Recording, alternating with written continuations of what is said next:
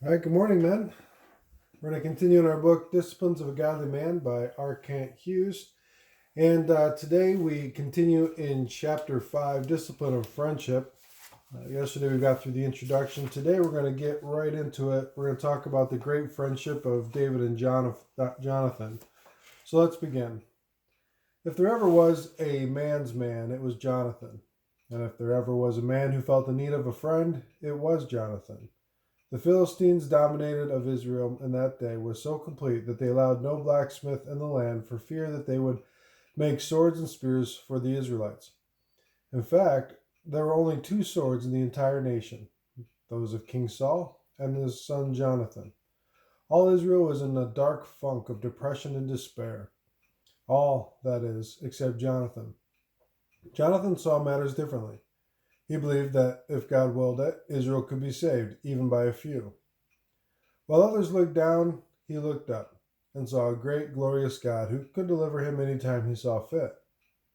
Armed with his conviction and his sword, Jonathan and his armor bearer attacked a Philistine detachment alone. His sallying words say it all. Come, let us go over to the outpost of the uncircumcised fellows. Perhaps the Lord will act in our behalf. Nothing can hinder the Lord from saving, whether by many or by few. 1 Samuel 14:6. Assured that God would deliver them into the land, Jonathan launched a horrifying single-handed attack. It was a mano, hand to hand, man to man. Blood ran to the dust and white bone gleamed in the sun as Jonathan sliced and hacked attacker after attacker until 20 Philistines lay spread over a terrible half acre. Blood-covered, Jonathan was one tough hombre.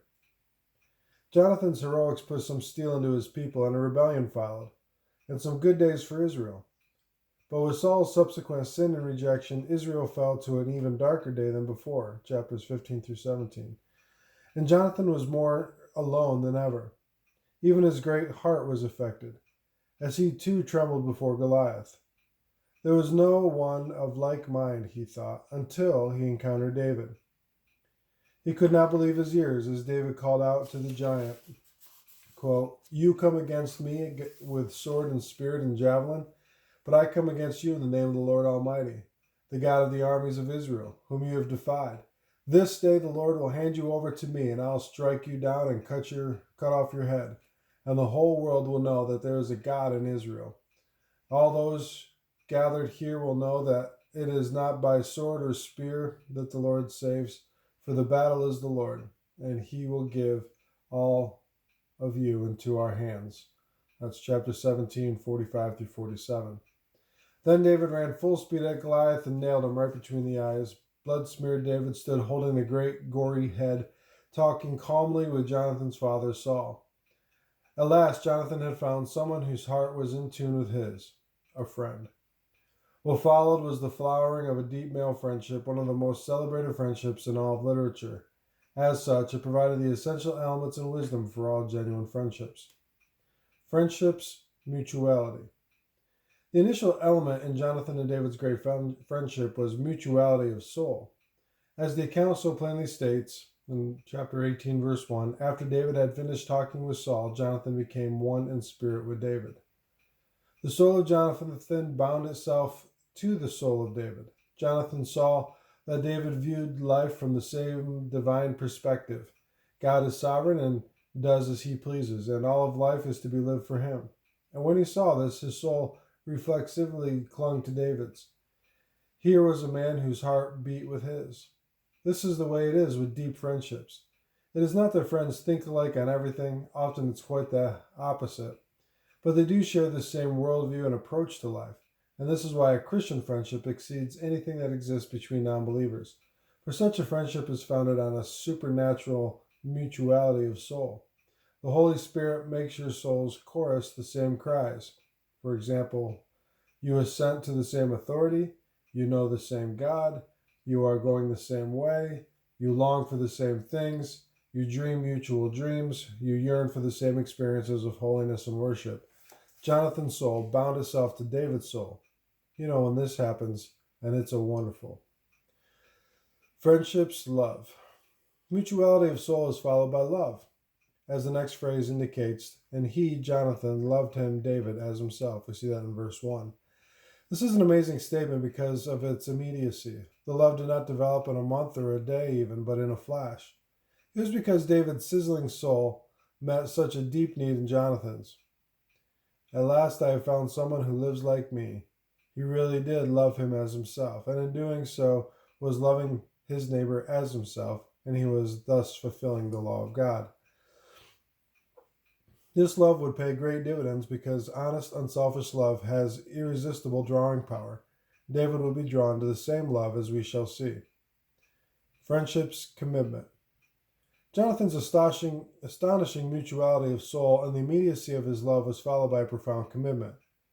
Verses 3 and 4 say, and Jonathan made a covenant with David because he loved him as himself. Jonathan took off the robe he was wearing and gave it to David, along with his tunic, and even his sword and his bow and his belt. What sublime spiritual theater, symbolism of noble soul. Jonathan, the king's son, stands humbly in the undergarment, while the shepherd boy dons the prince's robe and arraignment. Jonathan's act was one of honor, equality, and vulnerability.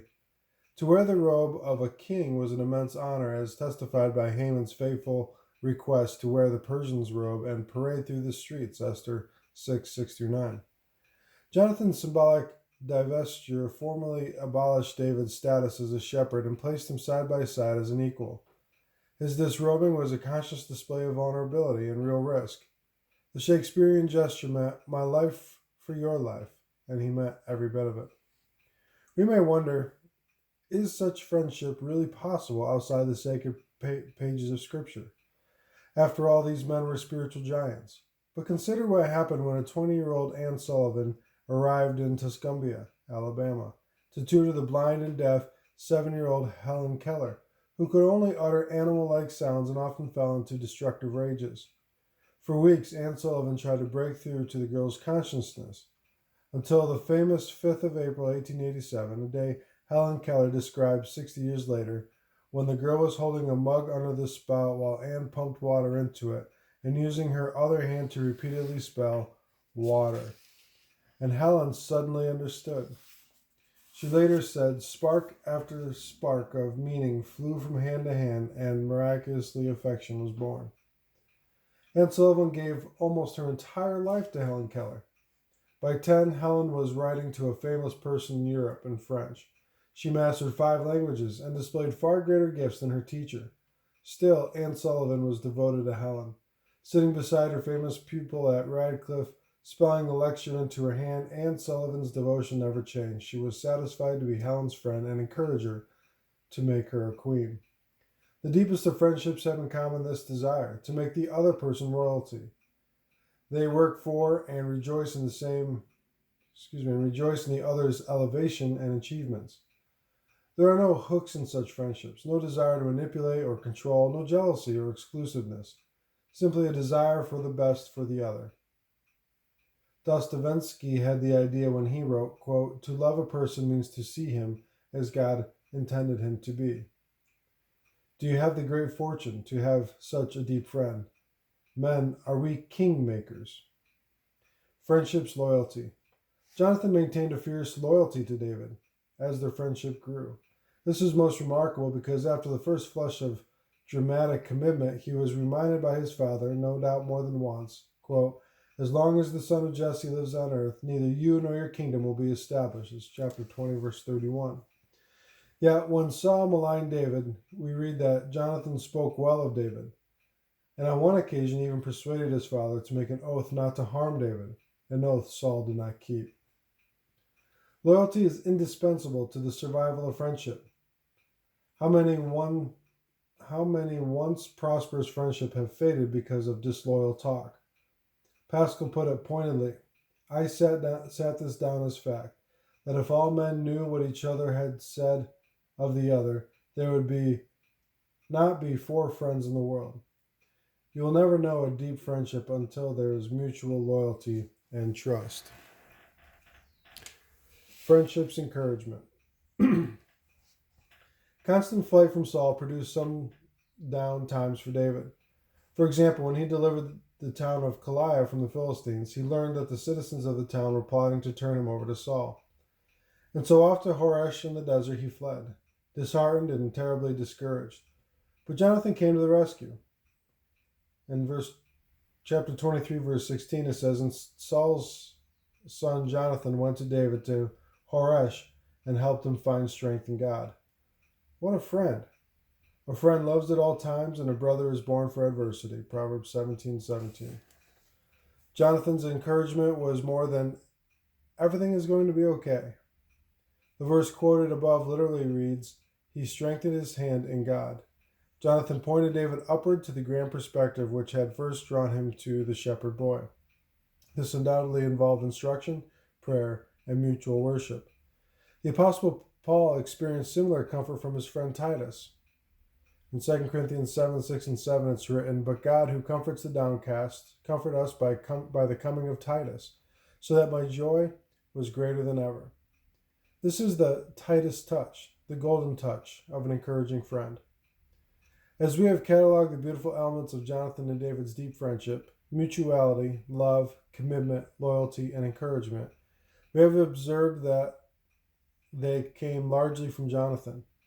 But it did not remain one-sided. Repeated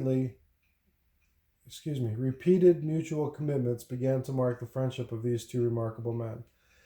The apex of their commitment was mutual promise to care for one another's families should one be taken. I'll take care of yours and you take care of mine. They bound their lives and their children's lives to one another. Later, when they reaffirmed their promises, David wept the most.